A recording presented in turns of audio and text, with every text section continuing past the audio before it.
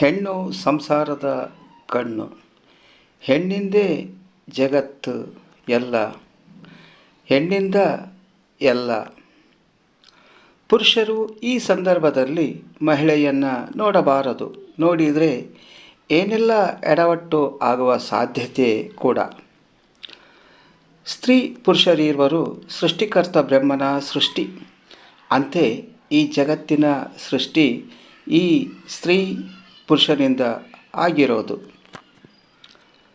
ಯಾವುದೇ ಎಂಥದೇ ಸಂದರ್ಭದಲ್ಲಿ ಸ್ತ್ರೀ ಪುರುಷ ಒಬ್ಬರಿಗೊಬ್ಬರು ಭೇಟಿಯಾದಾಗ ಪುರುಷ ಸ್ತ್ರೀಗೆ, ಸ್ತ್ರೀ ಪುರುಷನಿಗೆ ಆಕರ್ಷಣೆ ಆಗೋದು ಸಹಜವೇ ಹೌದು.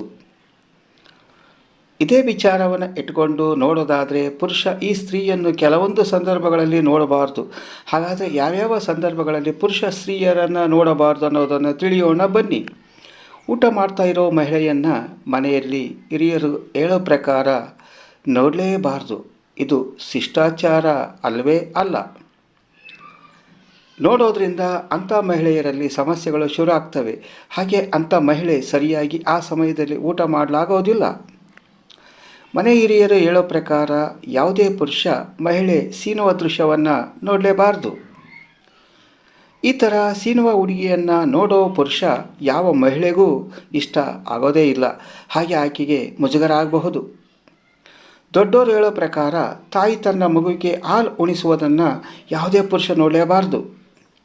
ಹಾಗೆ ತನ್ನ ಬಾಡಿ ಮಸಾಜ್ ಮಾಡಿಕೊಳ್ಳೋ ಸಮಯದಲ್ಲಿ, ಮಗುವಿಗೆ ಜನ್ಮ ನೀಡೋ ಸಮಯದಲ್ಲಿ ಯಾವುದೇ ಪುರುಷ ಮಾಡಲೇಬಾರ್ದು. ಯಾವುದೇ ಮಹಿಳೆ ಮೇಕಪ್ ಮಾಡಿಕೊಳ್ಳೋದನ್ನಾಗಲಿ, ಕೂದಲು ಸರಿ ಮಾಡಿಕೊಳ್ಳೋದನ್ನಾಗಲಿ ಯಾವ ಪುರುಷ ನೋಡಬಾರ್ದು. ಈ ಥರ ನೋಡೋ ಪುರುಷನನ್ನು ಯಾವ ಮಹಿಳೆ ಇಷ್ಟಪಡೋದಿಲ್ಲ.